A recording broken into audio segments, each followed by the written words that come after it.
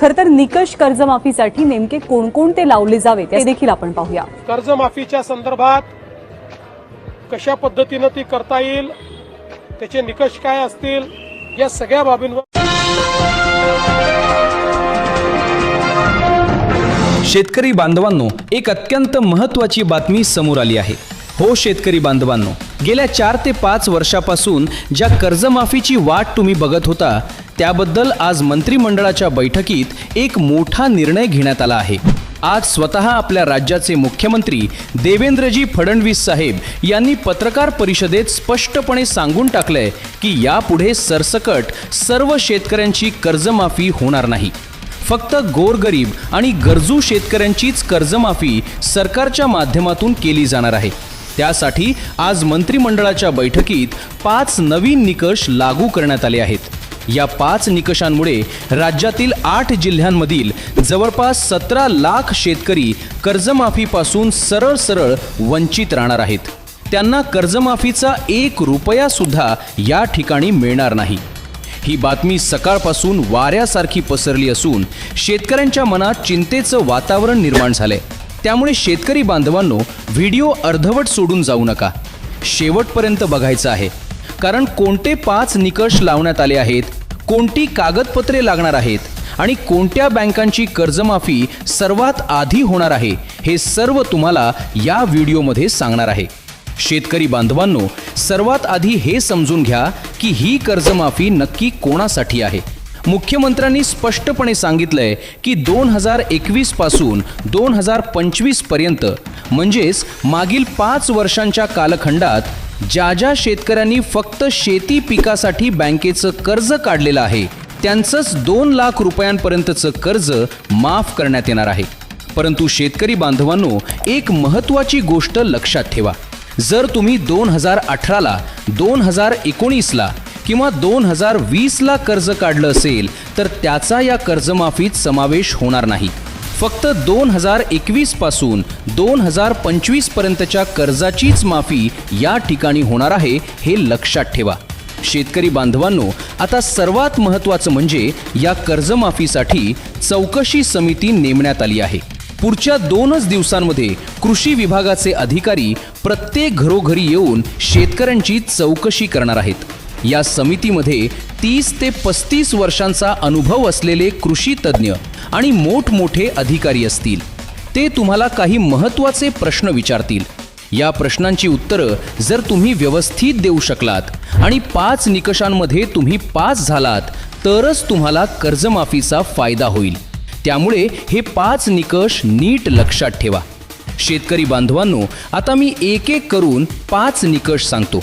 हे निकष अत्यंत महत्त्वाचे आहेत। व्हिडिओ बंद करायचा नाही, शेवटपर्यंत बघायचा आहे। पहिला निकष म्हणजे उत्पन्नाची मर्यादा।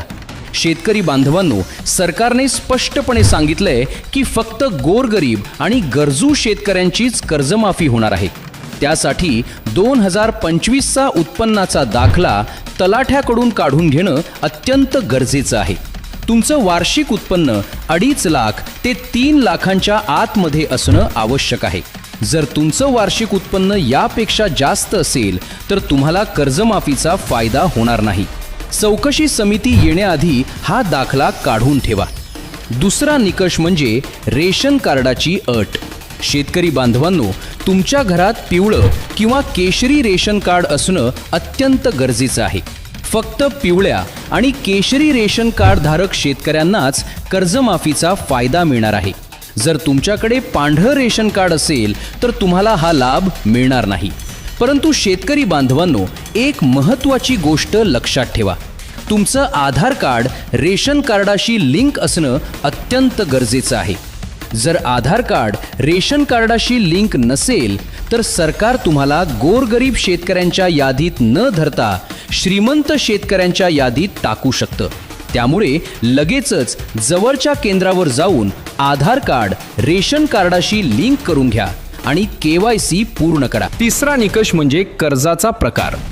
शेतकरी बांधवांनो, हे अत्यंत महत्त्वाचं आहे। फक्त शेती पिकासाठी काढलेलं कर्जच माफ होणार आहे।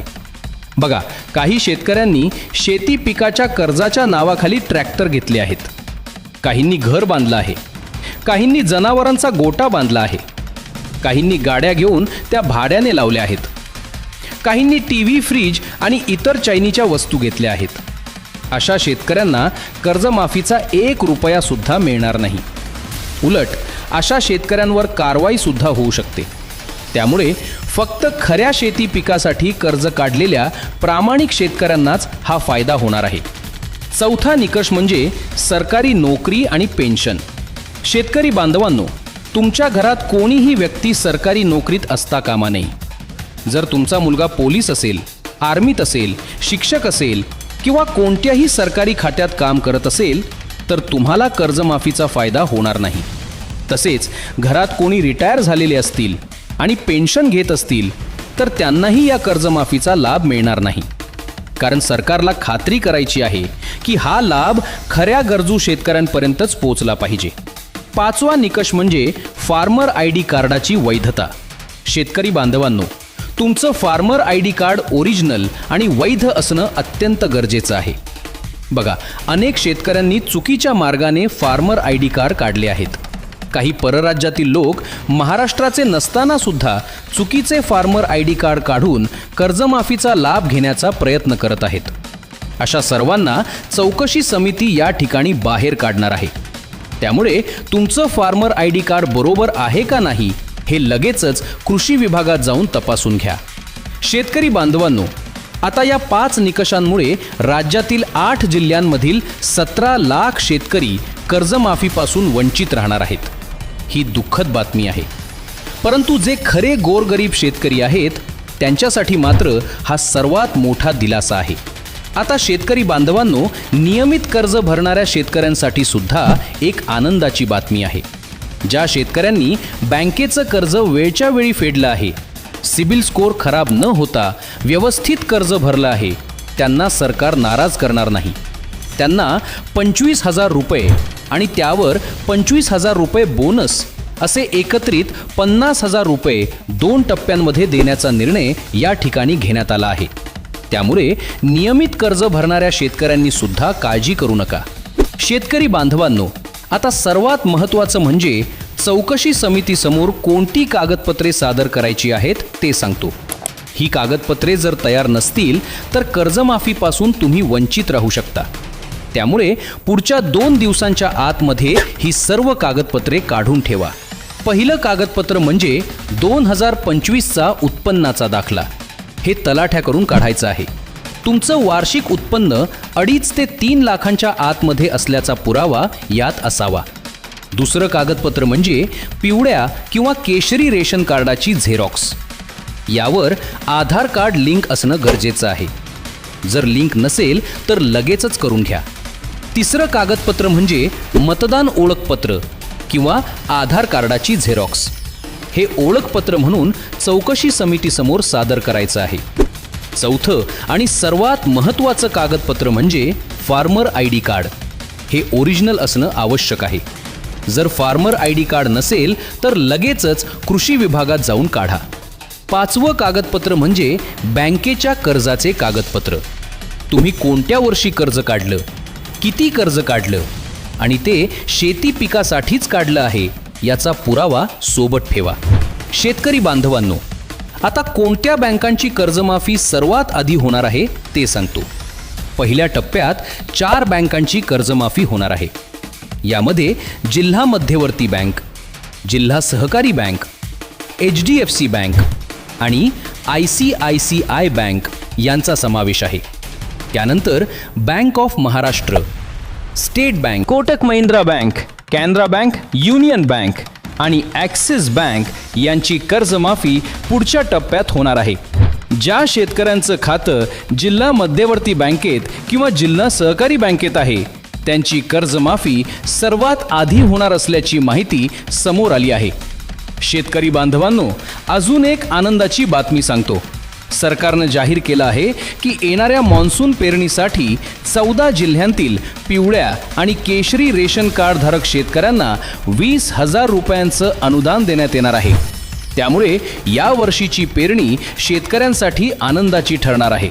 कर्जमाफीचे 2 लाख रुपये वेगळे आणि पेरणीसाठी 20,000 रुपये वेगळे अशा दोन्ही लाभांचा फायदा आता गोरगरीब शेतकऱ्यांना मिळणार आहे. शेतकरी बांधवांनो, शेवटी एक महत्त्वाची गोष्ट सांगतो. जर तुम्हाला कर्जमाफीचा जास्तीत जास्त फायदा करून घ्यायचा असेल तर आत्तापासूनच तयारी करा. 2025चा उत्पन्नाचा दाखला काढा. आधार कार्ड रेशन कार्डाशी लिंक करा. फार्मर ID कार्ड वैध असल्याची खात्री करा. बँकेच्या कर्जाची कागदपत्र तयार ठेवा. चौकशी समिती येण्याआधी हे सर्व तयार ठेवणं अत्यंत गरजेचं आहे, कारण पुढच्या 2च दिवसांमध्ये चौकशी समिती घरोघरी येणार आहे.